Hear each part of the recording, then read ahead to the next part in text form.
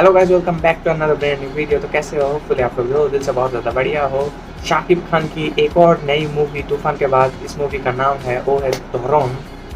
का official teaser आ चुका है शाकिब खान, सोनल चौहान स्काई मूवी के साथ, और ये मूवी बहुत ज़्यादा बढ़िया होने वाला है क्योंकि शाकिब खान कास्ट है इसके अंदर।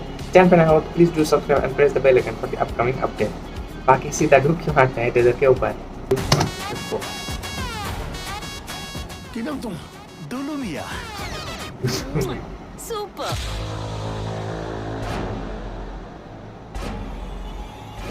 Cancer.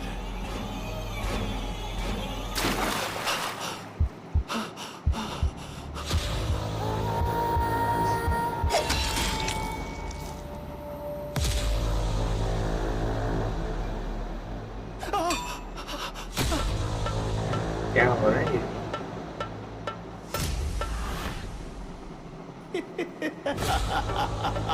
इसका नहीं।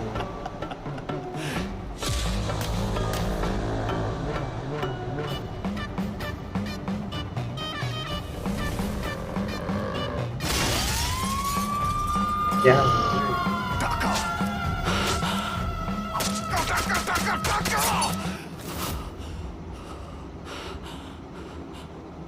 भाई साहब, Rokto.